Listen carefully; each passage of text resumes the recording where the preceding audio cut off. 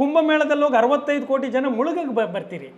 ಪ್ರಕೃತಿ ನಿಮಗೆ ಕೊಟ್ಟಿದೆ, ನೀರು ಹರಿತಾ ಇರಿದೆ. ನೀರಿನ ಗುಣ ಏನು ಅಂದರೆ ಅದು ಎಲ್ಲಿ ಹಳ್ಳ ಇರುತ್ತೋ ಅಲ್ಲಿ ಬರ್ತಾ ಇರುತ್ತೆ. ತ್ರಿವೇಣಿನೂ ಸಂಗಮ ಆಗುತ್ತೆ, 4 ನದಿಗಳು ಯಾವ್ದು ಬೇಕಾದ್ರೂ ಸಂಗಮ ಆಗುತ್ತೆ. ನೀವು ಅಲ್ಲಿ ಹೋಗಿ ಆ ಸೌಂದರ್ಯವನ್ನು ನೋಡಿ ಆ ನೀರಲ್ಲಿ ಸ್ನಾನ ಮಾಡಿದ್ರೆ ಮೈಂಡು ಫ್ರೆಶ್ ಆಗುತ್ತೆ ಅನ್ನೋದು ಒಂದು ಲಾಜಿಕ್. ಆದರೆ ಅದಲ್ಲ.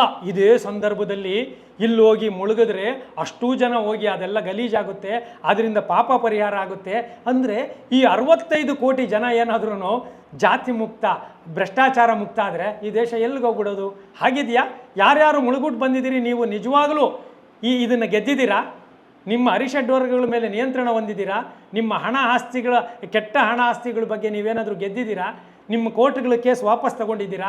ಭ್ರಷ್ಟಾಚಾರ ಕಡಿಮೆ ಮಾಡಿದ್ದೀರಾ? ಹೇಳಿ ನೋಡೋಣ. ಹಾಗಾದರೆ ನೀವು ಅಂಗುಲಿಮಾಲ ಮತ್ತು ಬುದ್ಧನ ಕಥೆಗಳನ್ನು ಕೇಳಿದ್ದೀವಿ. ಬಸವಾದಿ ಶರಣರಿರ್ಬೋದು, ಅಂಬೇಡ್ಕರ್, ಗಾಂಧಿ ಎಲ್ಲ ಹೇಳಿದಾರಲ್ಲ, ಮನುಷ್ಯನನ್ನು ಕೀಳಾಗಿ ನೋಡಿ. ಉದಾಹರಣೆ ನೇರವಾಗಿ ಹೇಳ್ತೀನಿ, ನೀವು ಯಾವುದೇ ಮಠದಲ್ಲಿ ದಲಿತರಿರ್ಬೋದು, ಇನ್ನೊಬ್ಬರು ಇರ್ಬೋದು ಸೇರಿಸಿಲ್ಲ ಅಂದರೆ ನೀವು ತುಚ್ಛರು, ನೀವು ಸಾಮಾನ್ಯ ಮನುಷ್ಯರಾಗೋಕ್ಕೂ ಯೋಗ್ಯರಲ್ಲ. ಅದು ಪೇಜಾವರ ಮಠ ಇರ್ಬೋದು, ಶೃಂಗೇರಿ ಮಠ ಇರ್ಬೋದು. ಈಗ ಹೇಳೋಕ್ಕೆ ಏನಂತೆ? ಹಾಗಾದರೆ ಪಂಕ್ತಿ ಭೇದ ಬೇಕಾ?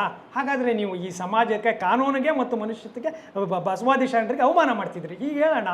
ನನಗೆ ಒಂದು ಕಡೆ ಹೋದಾಗ ಹೇಳಿದ್ರು, ನೀವು ವಿಭೂತಿ ಇಟ್ಕೊಂಡಿಲ್ಲ, ಅವರು ಊಟ ಕೊಡಲ್ಲ ಅಂದರು.